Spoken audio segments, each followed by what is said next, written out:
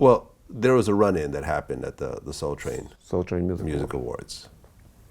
And Death Row ran into Bad Boy. Correct. And somebody brandished a gun. Me. Well, before you. Oh. I always say it was Keefe D. Keefe D was definitely there. Big Gene corrects me and said it was a dude named Gutta or something like C-Gutta? that. C-Gutta. Well, that's Puffy's.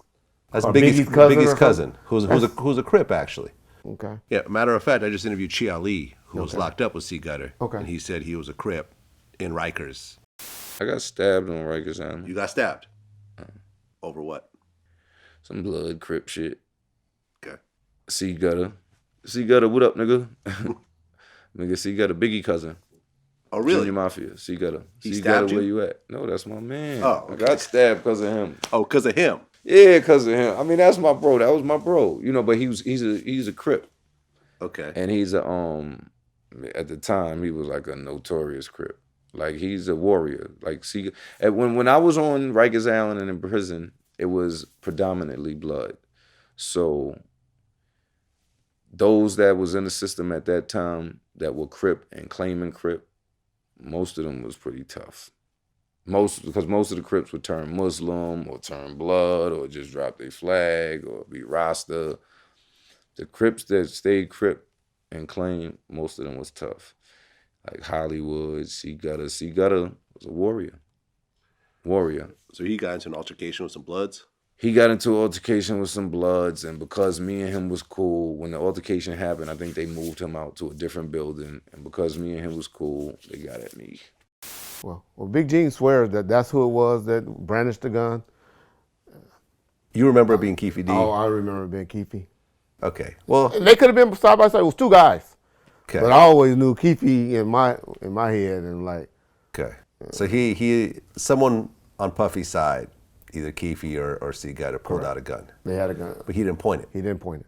He just pulled it out. He just pulled it out and he kept it down. The Muslims did what they were supposed to do, us being security for the vineyard, or mainly probably for Don Cornelius for the award show. Because you know how you have security that's working for The FOI. Yeah, the FOI. Yeah. They were in the middle, brothers, and all of that. Puffy ran like a bitch. And I don't care what Gene say. He keeps saying that he had Puffy, and Puffy ran and got up underneath a car. Okay. Well, why would you pull out a gun in a situation where you know other people are armed and not actually? Me or you no, talking about him? talking about him. Whoever, whether it was C-Gutta or Keefe, why would you pull out a gun knowing other people are armed, and that already will give someone the excuse to kill you? That was their job. That was his job. That's why he was with them. That's Okay. why he was with Biggie. That's what he was. He wasn't there to be giving him, wiping him down or giving him shoes or something. He was there for Biggie to feel comfortable and safe to do his job. Okay. Yeah. So one of those guys pulled out a gun.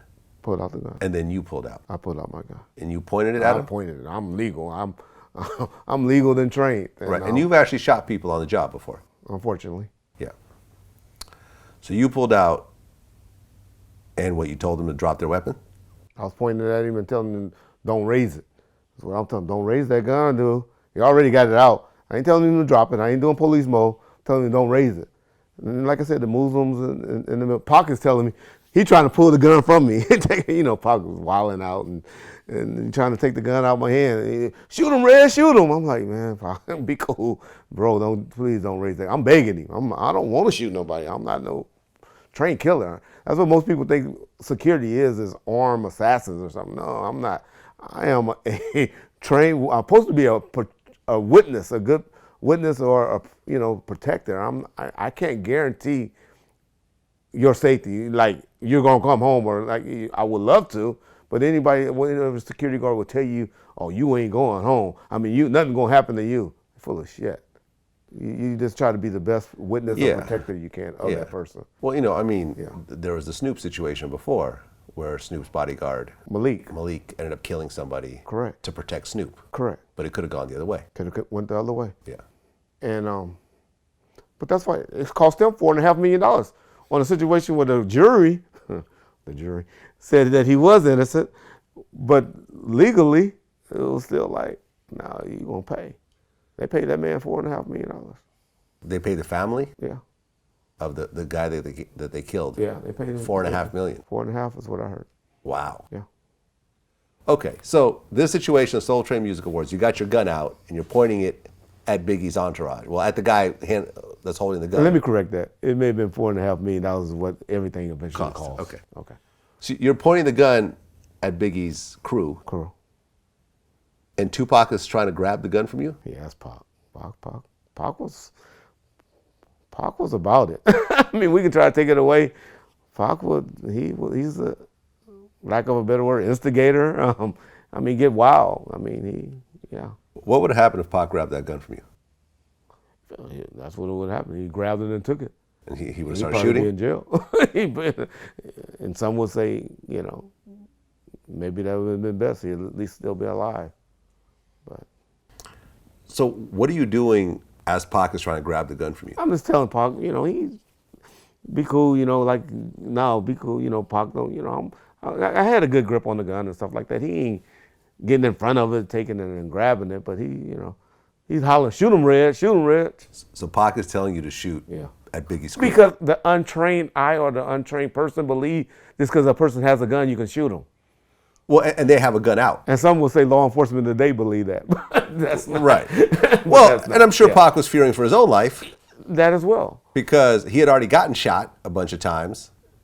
So he's extra scared to be around guns, And he shot, 2 cops, right? He shot 2 cops himself, so he's been, and he had been shot at a bunch of other times. Oh. There's a bunch of situations that people don't talk about that I know about at studios and so forth, all types of thing shootings. in Marine City with the Marine City situation, but then there's other situations is what I'm saying, like literally just random stories I hear from people. I mean, yeah. Pac was around a lot of gunplay, a lot. Unfortunately, in the 90s, that's what was going on. I mean, it's stories that we have never spoken on where it was gunplay and shootings and stuff that's out there. I mean, unfortunately. I mean, you weren't the only one armed on the death row side. No. How come you? What is the situation talking about? The Soul Train situation. Unfortunately, yeah. I mean, Frank probably had his gun, but he was trying to park the car. I had to jump out of the car right quick. I was on the passenger side. But they were going into a vineyard where there were metal detectors and people being searched.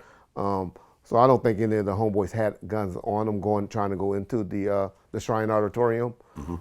But I'm sure everybody in their car had something. I'm sure Suge had. We had stash boxes in all the cars. I'm sure Suge had something in the Hummer. Okay. But no one else on death row pulled out a gun? Correct, no one. Okay. What ultimately de-escalated that situation? The Muslims, I'll be honest. They calmed it, and then the guy took off and ran. C-Gutta and them, they took off and ran towards the to the gate, him and Keefe D, And I'm saying names, and other than Keefe, I don't know. The only reason I'm throwing out the name C-Gutta is because of what I've heard in private conversations between Eugene Dill and myself. Well, and you said that Biggie actually kept his cool the whole time. Kept his cool. Stood there. Looked